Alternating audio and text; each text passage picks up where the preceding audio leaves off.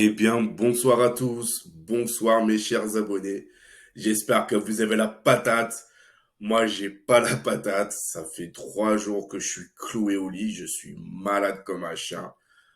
Comme le dit les inconnus, je suis carpette. C'est le cas de le dire. Je suis essoufflé. Enfin voilà, j'ai la totale. J'ai une rhinopharyngite de malade. Voilà. Mais bon, j'allais pas quand même vous laisser tomber. Parce que déjà d'une, c'est pas mon genre. Et puis ben, il y a du nouveau concernant l'affaire Negreira. Pardon. Mais avant de commencer, je tenais à remercier mes nouveaux abonnés. J'en ai eu pas mal pendant 2, 3 jours. Chers amis, vous êtes tous les bienvenus. Et puis, ben, s'il y a des femmes ou des filles, ben, vous êtes toutes la bienvenue aussi, hein, parce que bon, c'est pas une chaîne spécialement que pour les hommes, hein. Voilà, il y a les femmes, ils sont les bienvenus, hein. Tout le monde est la bienvenue. Merci à vous de me faire confiance. J'espère que je vous décevrai pas par mes contenus, hein.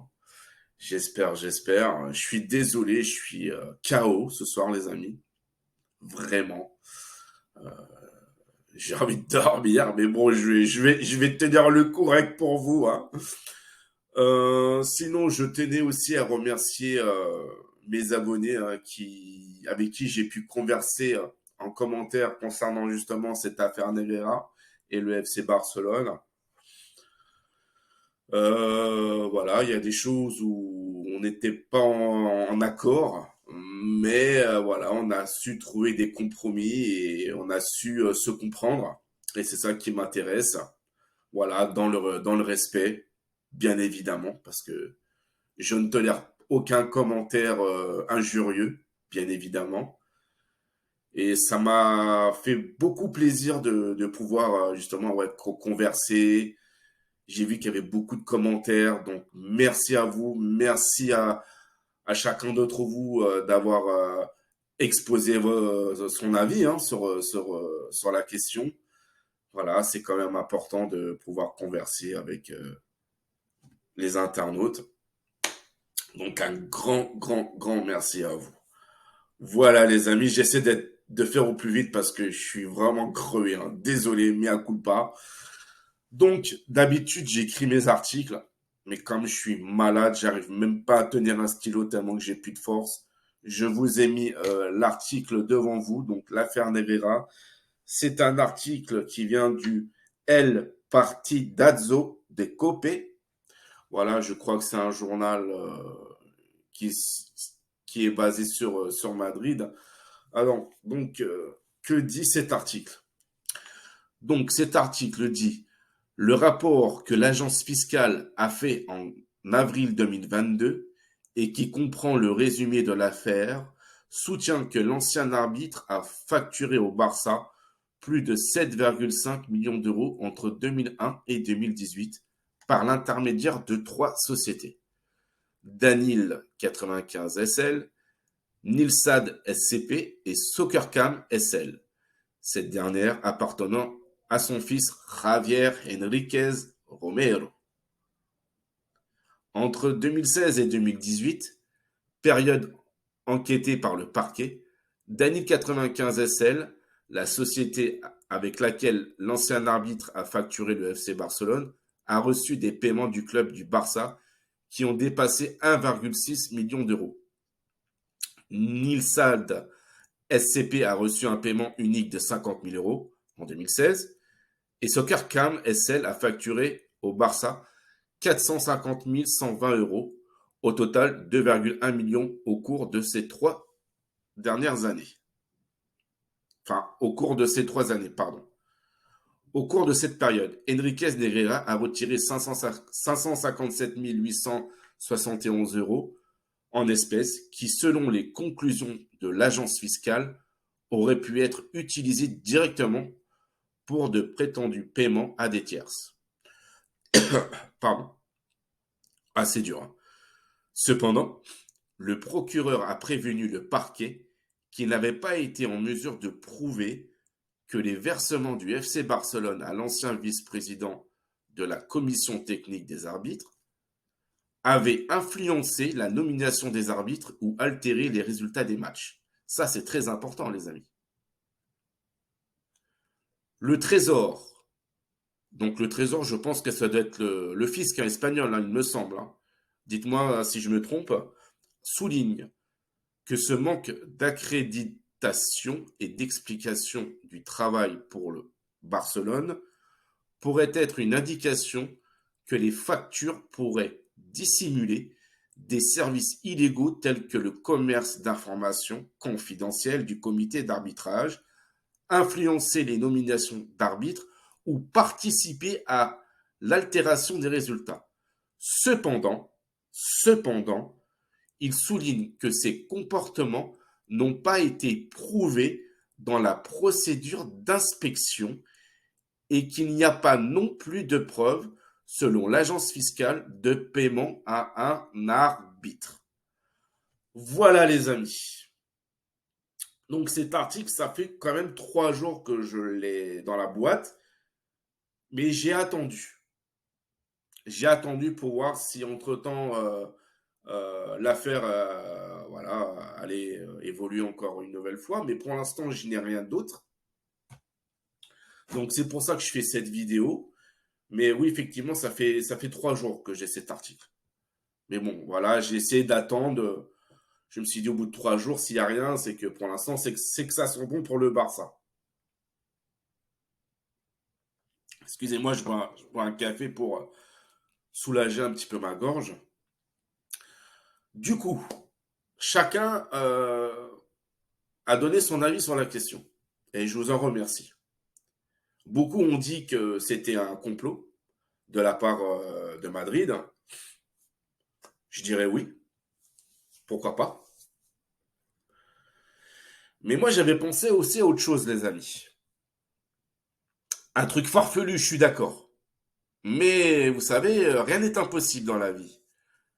Je me suis demandé si ça venait pas d'anciens dirigeants barcelonais qui avaient été virés par Bartomeu. Peut-être que ces anciens dirigeants barcelonais avaient pris justement connaissance de ce Negreira et qui auraient peut-être plus ou moins été voir voilà, l'URSSAF, le fisc, ce que vous voulez, afin de leur dire voilà, nous on a vu des trucs concernant Negreira, c'est pas clair, il faudrait peut-être enquêter là-dessus. Moi je sais pas, ça peut peut-être arriver, la vengeance, peut-être. Alors peut-être que j'exagère, j'en sais rien les amis, mais vous savez, hein, ça peut arriver. En tout cas, c'est bizarre. Pourquoi ça arrive que maintenant? C'est quand même bizarre. Depuis 2001.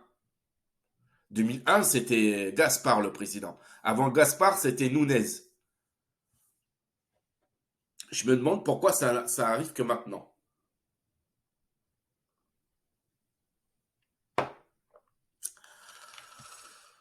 Surtout que du côté du Real Madrid, on pourrait enquêter aussi. Pourquoi les journaleux, ils enquêtent pas du côté de Florentino Pérez et de son entreprise ACS, par exemple? Pourquoi ils vont pas voir ce monsieur? Comment il s'appelle? Attendez, j'ai noté son nom. Hein. José María Garcia.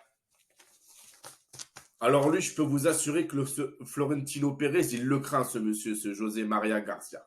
Il le craint plus que tout. Mais je savais que Florentino Pérez, c'était quelqu'un de très puissant en Espagne. Mais depuis cette affaire Negreira, c'est là où j'ai vraiment pris conscience que certains ministres espagnols mangeaient directement dans la main de Florentino Pérez. Mais ne vous inquiétez pas les amis, j'ai une vidéo qui est déjà dans la boîte et qui sortira prochainement concernant Florentino Pérez. Parce que si on veut parler d'arbitrage, moi je peux vous donner un nom. Je peux vous donner un nom, question arbitrage. Hein. Et il n'y a pas que ça. Hein.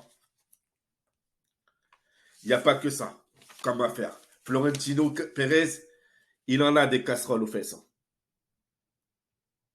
Mais ce mec, il est intouchable. Il est intouchable. Alors, le nom de cet arbitre principal, enfin, c'est pas un arbitre principal, c'est un arbitre qui faisait partie du comité, justement. Alors, il s'appelle José Ángel Jiménez Munoz de Morales. Je l'invente pas. Hein. Voilà, c'est tout. Mais je sortirai cette vidéo en temps et en heure, les amis. Quand le Barça sera bien blanchi. Là, on verra après. Parce que il est clair que les socios du Real, ils veulent la mort du Barça. Ça, je l'ai vu sur les réseaux sociaux. Ils veulent la mort du Barça. Eux, ils se prennent pas la tête. Mais vous savez, il y a quelque chose qui s'appelle le karma dans la vie. Et quand on souhaite le malheur de quelqu'un, eh ben, il faut s'attendre au retour de la médaille. Hein, voilà, c'est la vie qui est comme ça. Il faut faire attention parce que cette année, Madrid peut faire saison blanche. Déjà, le championnat s'est plié. La Copa, bah, s'ils perdent contre le Barça, bah, il n'y a plus de Copa.